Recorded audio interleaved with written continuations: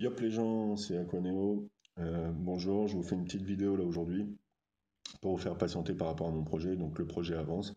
Bon, on éprouve quelques petites difficultés hein, entre voilà l'imaginaire et après le mettre en place, c'est un peu plus compliqué, mais vous inquiétez pas, ça avance. Donc là, je fais une petite vidéo pour les débutants, les gars.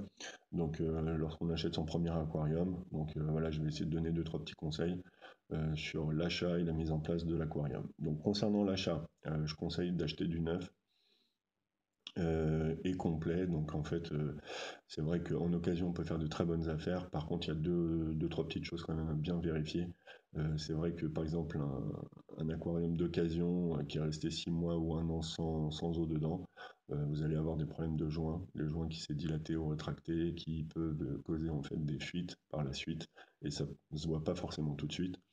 Donc ça c'est important. Si vous achetez d'occasion, au moins assurez-vous que le bac était en eau il y a encore un mois, allez, disons 2 mois. Maintenant, un bac qui est dans une cave depuis 2 ans, les gars, laissez tomber, vous allez vous mettre dans des galères. Autre chose sur l'occasion, c'est les rayures, les micro-rayures. Effectivement, ça se voit pas quand il n'y a pas d'eau dans le bac. Et lorsque vous mettez votre eau dans le bac et que le cycle est fait, ben, vous allez d'un coup apercevoir que il y a des micro-rayures partout dans le bac. Et ça se voyait pas au départ. Donc la petite astuce, vous prenez une torche très puissante, vous la mettez à l'intérieur du bac, hein, quand il est vide évidemment, vous mettez à hauteur de l'éclairage et vous essayez de scruter, parce qu'en général avec une forte source de lumière, on arrive un petit peu à les voir. Voilà.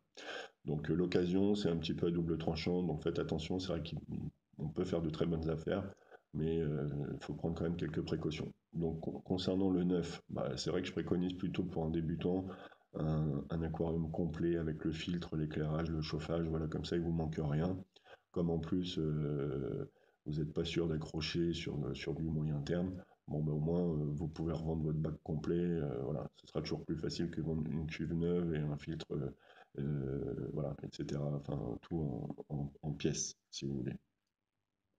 Donc c'est bien d'avoir acheté votre aquarium, félicitations les gars, mais maintenant il va vous falloir quand même deux trois ustensiles vraiment de base. Donc là je vous parle pas des ustensiles, il y en a des kilomètres, mais il y a quand même deux trois trucs vraiment de base.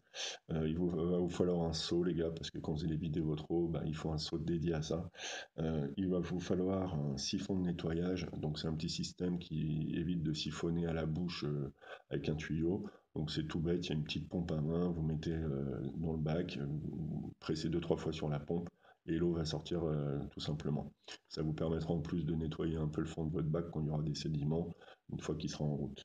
Il faudra quand même un système de nettoyage de vitres. Donc moi je préconise plutôt les racloirs à lame plutôt que les aimants, genre les flottis.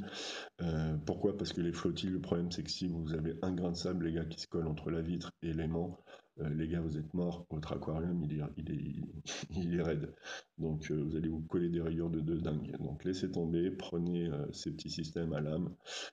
C'est peut-être moins pratique, mais c'est, je pense, plus efficace et vous prenez moins de risques. Il vous faudra une petite épuisette, les gars, c'est normal. Bon, bah, trouver une petite épuisette, ça coûte rien, à la taille de votre aquarium. Un bidon également de 10 ou 20 litres en fonction de la taille de votre aquarium, évidemment, hein. Pourquoi? Parce que quand vous allez faire votre changement d'eau, bah, vous allez aller à l'animalerie éventuellement, aller chercher de l'eau osmosée. Donc il vous faudra un bidon dédié à ça.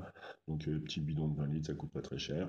En gros, il y en a pour, allez, disons une cinquantaine d'euros d'ustensiles vraiment de base. Voilà. Donc vous avez acheté vos ustensiles, votre aquarium. Maintenant, où est-ce que vous allez le poser, votre aquarium? Donc la mise en place. Donc, concernant la mise en place, moi j'ai deux, trois petits conseils à donner. Donc le premier, faites bien attention que la surface sur laquelle vous allez poser, si vous n'avez pas de meuble, enfin si vous n'avez pas acheté de meuble d'aquarium avec, elle soit bien plate. Il faut que la surface soit plane.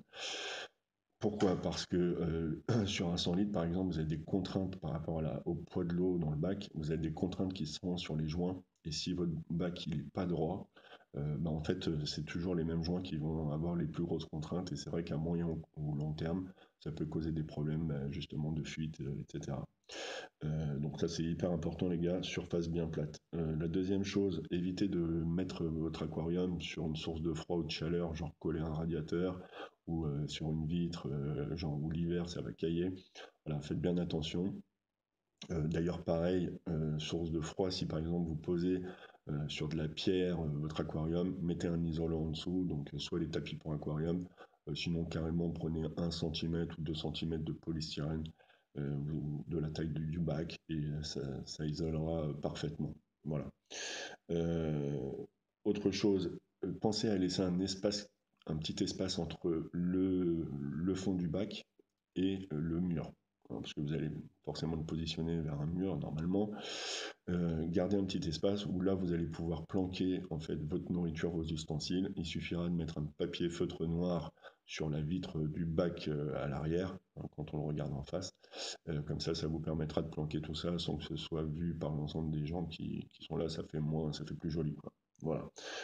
Autre chose, évitez de le mettre trop en hauteur. C'est assez important parce que si à chaque fois que vous devez changer votre eau, vous devez monter sur un escabeau, en fait, à moyen terme, c'est un peu galère. Pour le coup, j'en ai fait expérience, donc c'est un peu chiant. Donc faites en sorte plutôt que voilà, ce soit à hauteur de max, à hauteur de votre épaule, que quand vous avez votre bidon, vous galériez pas trop pour changer votre eau. Voilà, et la dernière chose, donc le positionnement, et essayer d'éviter un endroit où il y a trop de passages. Bah, c'est vrai que les poissons, c'est pas un drame, mais les poissons ils seront plus cool si vous le mettez dans un endroit où vous pouvez bien en profiter, mais où il n'y a pas trop de passages. Bah, les poissons ils seront plus calmes, plus sereins et moins stressés. Voilà les gars, bah écoutez, j'espère que ça fait plaisir aux débutants ma petite vidéo. Je ferai dans les prochains jours une vidéo concernant la mise en route de l'aquarium. Voilà, c'est un peu plus délicat. En attendant les gars, je vous remercie de votre soutien et je vous dis à plus, à ciao ciao.